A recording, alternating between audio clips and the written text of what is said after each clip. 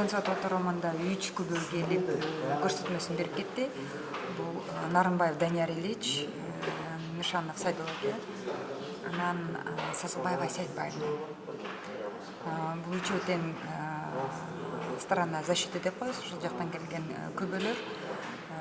Эң биринчи берилген басым көрсөтүлгөн көрсөтмө Модин элдин баарына белгилүү видео болуп атат. Модин бир видеону көрсөтүп, мен ушинтип кабинетине, Тикибаевдин кабинетине келгем деген видео көрсөтүп, ошондо мурда баягы обвинительный приговор чыкканда дагы ушул басым көрсөтүлгөн.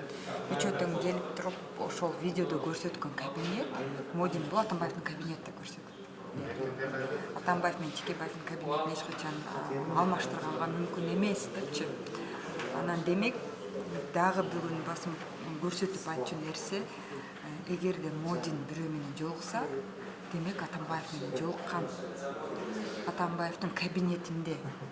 Атамбаев өзүнүн кылган кайдагы бир аракеттерин Тикибаевга жала жапкан белгилүү болуп атат да бүгүн. Анан сот суроого жооп берип атып, Нышанов дагы Өмүрбек Абдрахманов партиялаш болгон жөнүндө айтып, өзүнүн баасын берип кетти. Ал жала жаап, алдап сөздөрдү сүйлөшүшү мүмкүн. Анткени ортосундагы мамилени элдин баары билет, абдан жаман деп. Бүгүн үлгүргөнүбүз ушул 3 гана күбө болду. Себеби дегенде өзүңүздөр билесиздер, саат 4-тө башталып жатат бүгүнкү сот отуруму. Анан бүгүн еще баягы рассмотрение, срок рассмотрения 2 айга каралып. Негизи мыйзам боюнча ар сот иш материалы сотко келгенден баштап 2 айдын гана мөөнөтүндө карап бүтүрүп өкүм чыгарыш керек.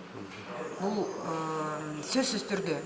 Эгерде убактысы келбей калса, жетпей калса, анда башка күнгө созулат.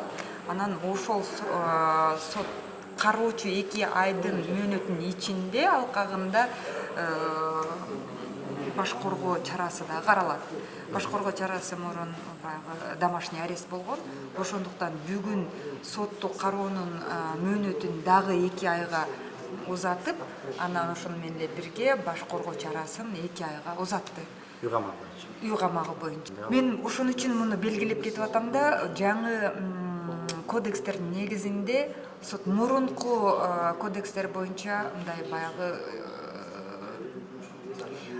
канча сот иш материалы келгенден баштап кара бер 2 ай деген суроо көрсөтүлгөн, бирок мындай чекит коюлган эмес да. Бүгүнкү жаңы кодекстердин боюнча чекити бар. 2 айдын ичинде сөзсүз түрдө карап чыгыш керек. Эгерде караганга мүмкүнчүлүгү болбосо гана өзгөртөт. Бул баягы гуманизация деп коет дагы, баягы адамдар өмүр бою сотто каралып жүрө бербесин деген негизги нормада.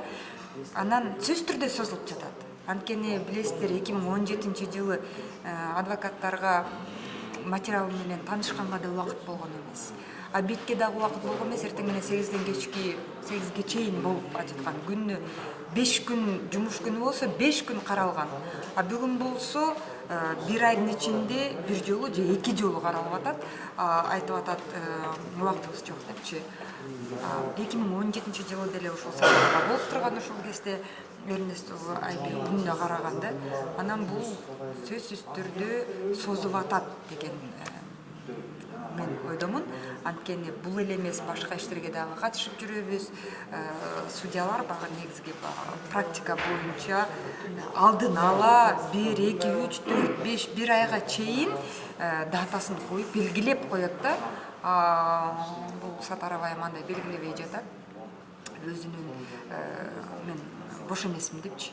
Башка судьялар мындан көп өзүнүн в производстве иштери көп да. Алар дагы ар бир хотя бы бир жумада бирден жолу иштери каралат. Жана ТЭЦ болуп атат, жана модернизация ТЭЦ боюнча, башка жанагы НДС боюнча деле баягы чоң жумуштар болуп атат.